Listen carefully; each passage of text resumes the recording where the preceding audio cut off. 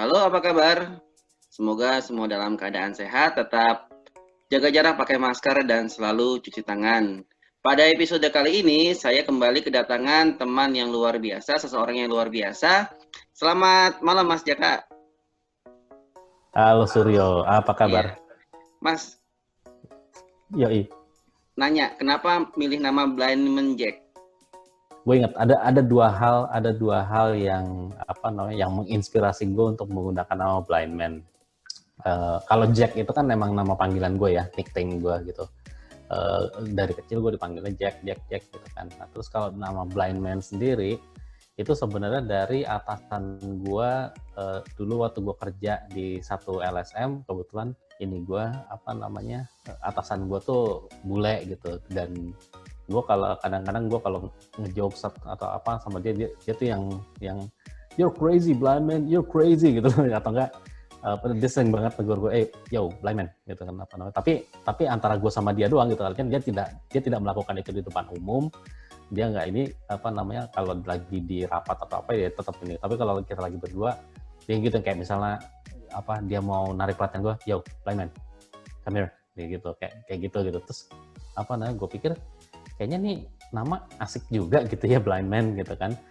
Nah, di satu sisi dulu tuh juga ada kalau lo suka nonton film ya, ada ini filosofinya Batman sih sebenarnya. Batman itu bilang kalau hal apa yang dia takuti itu harus dibagikan kepada orang. Jadi you have to share your fear to become yourself gitu. Nah, saat waktu gue masih muda di kala itu gitu kan, gue sebenarnya masih takut gitu untuk menjadi seorang tunanetra gitu, karena kan kalau gue kan dulu kan awalnya dari low vision ya, gue sangat takut untuk menjadi tunanetra. Tapi ketika gue menyebar bahwa gue blind man gitu, itu gue justru malah kok diri gue ngerasa lebih enak ya, lebih kayak lebih nerima diri gue sendiri gitu. Jadi akhirnya udah sejak itu gue pakai Blind Man Jack itu sebagai nickname gue gitu.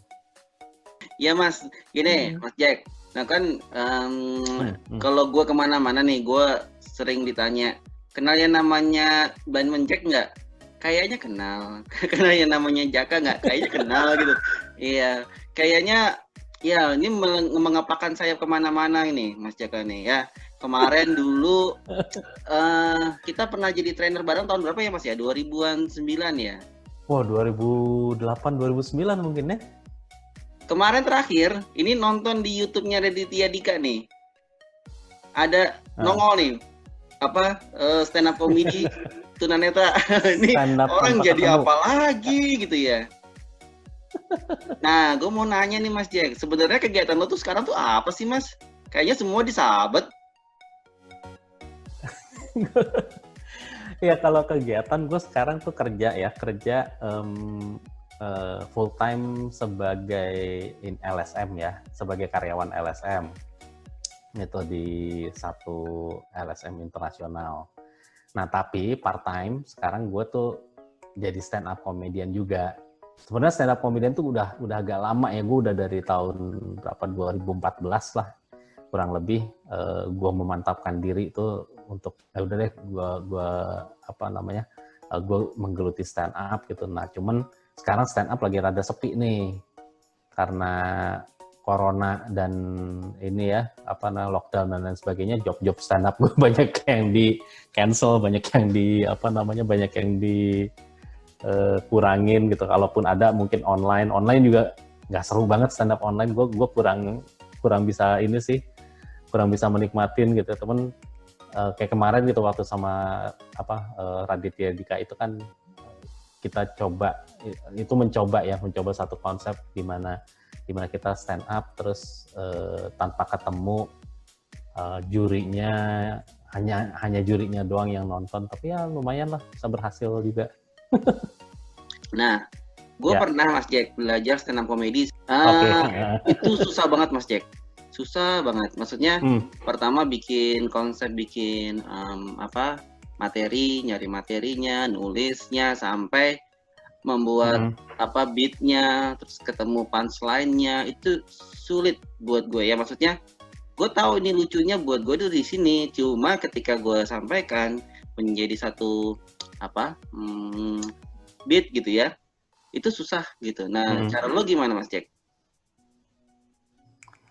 Gini, lo kalau misalnya lo memang niat untuk jadi stand up comedian gitu ya, memang basicnya itu adalah menulis. Lo harus rajin untuk menulis. Nah, pertanyaannya adalah apa yang mau lo tulis? Yang lo tulis itu adalah hal yang terjadi di sekitar lo. Terutama adalah keresahan lo. Hal-hal yang menurut lo itu hal-hal yang bisa membuat lo tidak nyaman. Contoh kalau gue tuh stand up comedy itu memang gue jadiin alat advokasi gue. Jadi kalau lo nonton video-video stand up gue, pasti itu ada yang menyangkut dengan disabilitas. Bagaimana orang dengan disabilitas nyari kerja, bagaimana orang dengan disabilitas bertransportasi, nyari pacar, dan lain sebagainya. Pasti ada, taruhlah misalnya 40% dari beat gue, itu pasti berkaitan dengan disabilitas. Kenapa? Karena disabilitas menjadi keresahan gue gitu kan. Ketika sekarang masih banyak yang belum bisa menerima orang dengan disabilitas, atau orang disabilitas masih dianggap sebagai sesuatu yang aneh gitu kan di masyarakat. Nah itu meresahkan gue. Nah itu yang gue tulis dari awal. Ketika gue menulis, gue nggak nyari punchline. Gue nulis aja dulu kayak orang curhat gitu loh. Misalnya gue hari ini ada kejadian, misalnya gue disangka, yang paling klasik tuh ya, kita disangka orang minta-minta gitu kan, hari ini dia ngasih gue duit nih, misalnya gitu kan. Iya. Kita kan belum jadi tunanetra ya kalau belum dikasih duit sama orang ya. Kalau udah dikasih duit sama orang di jalan, sah ya jadi tunanetra ya. Itu sah tuh baru tuh jadi tunanetra. Iya. Nah, kalau udah kecemplung got, nah baru sempurna sebagai seorang tunanetra. Nah, itu hal-hal tadi yang gue sebutin tadi, itu kan sebenarnya sesuatu yang kita resahkan gitu kan. Dikasih uang di jalan, itu kan nggak enak sekali, malu gitu kan. Bikin malu gitu ya. Kecemplung got, itu juga kan bikin kita gila, malu banget, sumpah nggak enak, dan ini mau sampai kapan kayak begini, mau sampai kapan kita tiap jalan harus harus ngindarin lubang dan lain sebagainya. Nah itu yang gue tulis dulu gitu loh, gue tulis sebagai satu cerita. Nanti punchline-nya tuh akan, kalau di gue sih punchline-nya akan muncul sendiri ya, artinya hal-hal seperti itu karena dekat dengan kita, akhirnya bisa menjadi sesuatu yang lucu gitu. Bahkan ada beberapa beat gue yang menurut gue nih ya, gue nggak nulis punchline sama sekali, jadi gue nulis aja, tapi ketika gue ceritain itu jadi punchline gitu loh, jadi sesuatu yang lucu buat orang gitu, padahal menurut kita kayaknya biasa aja gitu loh. Iya. Jadi kalau saran gue, dan ini juga saran semua stand up comedian ya, lo mulai dari yang dekat diri lo sendiri, lo jujur dengan keresahan lo. Nah dari situ lo bisa bisa lebih luas nanti untuk ngeluarin beat lo apa. Iya, ya gue lihat video lo yang pertama tuh ya, yang jadi openernya Panji ya waktu di Australia. Iya, itu pas tuh 6 tahun yang lalu tuh. Itu 17 Agustus, gue inget banget. Iya. Oh iya, 17 Agustus itu ya? 17 Agustus 2000. Bener ya, 2013 iya, 17 Agustus 2014 ya? 2014. Iya. Berarti sudah 6 tahun lo berkarya di dunia stand up comedy ya? Iya. Mantap. Nah Mas Jack, sekarang kalau ini kan katanya tadi di LSM ya, satu LSM itu fokusnya ke bidang apa Mas? Sama sih, masih bidangnya juga bidang disability, pemberdayaan untuk orang dengan disabilitas. Intinya project kita itu meningkatkan partisipasi aktif penyandang disabilitas di lingkungannya sendiri.